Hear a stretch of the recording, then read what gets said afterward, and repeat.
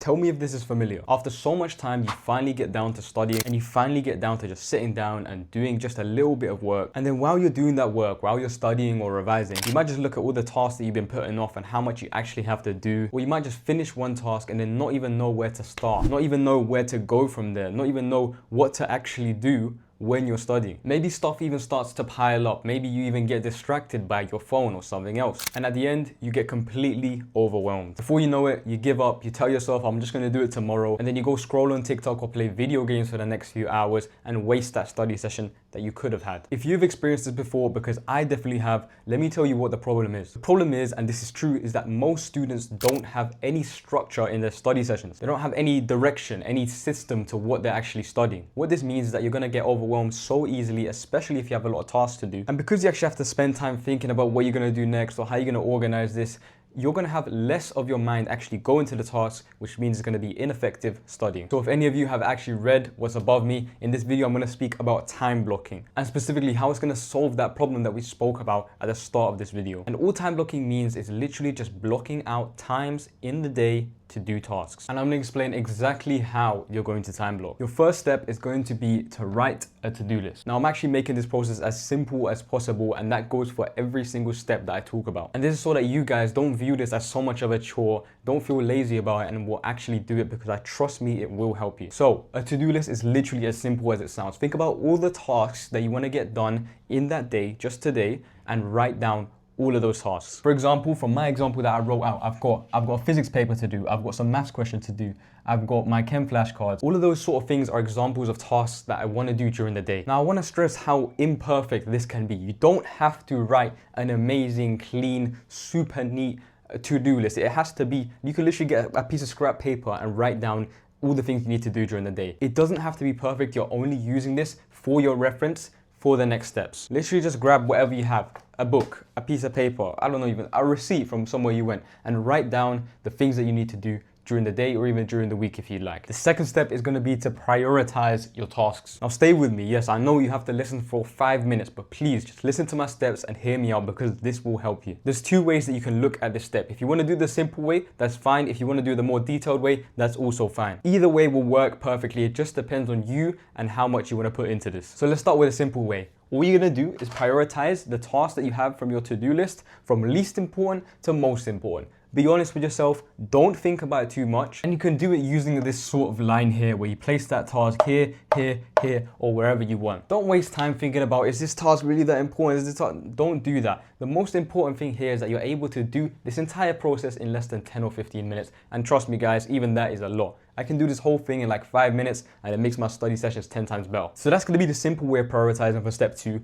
But if you want to challenge yourself, you can do it this way as well. You can use something called the Eisenhower matrix. Now, all the Eisenhower matrix is, it's a little box grid by grid, and it has markings on the top and subheadings to help you prioritize your tasks. It looks a little something like this. And as you can see, you rank these tasks based on 2 things: important, not important, urgent, and not urgent. It's color coded, it's easy to understand, and if you join my free community, I got a free template for you there, and I've also linked a video that goes over it perfectly. The reason why prioritizing is so important is that most students, when you have tons of tasks in front of you, subconsciously they're gonna do the smaller tasks because they're easier. And because those small tasks aren't really important to them and they didn't prioritize, they're gonna end the day with just doing those small tasks, and they're gonna end up being busy instead of actually being productive. It means that big essay they had, that paper they needed to do, all of those sort of big things that they really need to finish won't happen.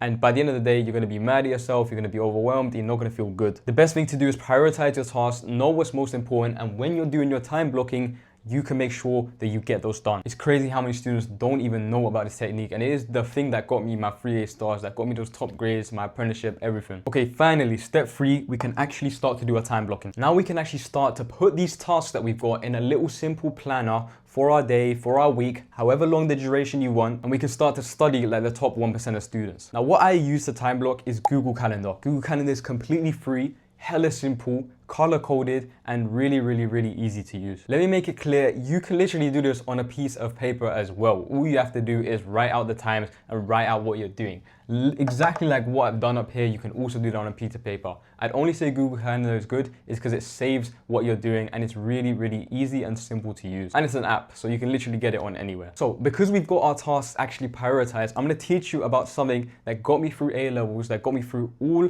of my student history very easily and allowed me to get those top grades. This is called the eat the frog technique. Because we have our tasks prioritized, what you want to do is select the hardest thing, that really important thing, the one that's the highest priority, and you're going to do that first thing in your day. If possible, this needs to be in the morning, but whenever you start your study session, this is the first thing that you do. So do your hardest task first. Do your most important task first. What's best about this is that we avoid all of that rubbish where you try and avoid the most important task by doing small things like cleaning your room or doing some irrelevant flashcards or doing something that's really not important to your revision or your studying. By doing the hardest task first, you've already beat that task. Once you finish that, you're gonna feel so much better. You're gonna feel like there's a weight off your shoulders, and it means that you can do all the other tasks no problem because they're nothing compared to the one that you've just done. Say for example, I had this English essay and I hated doing essays, right? This is completely true to me.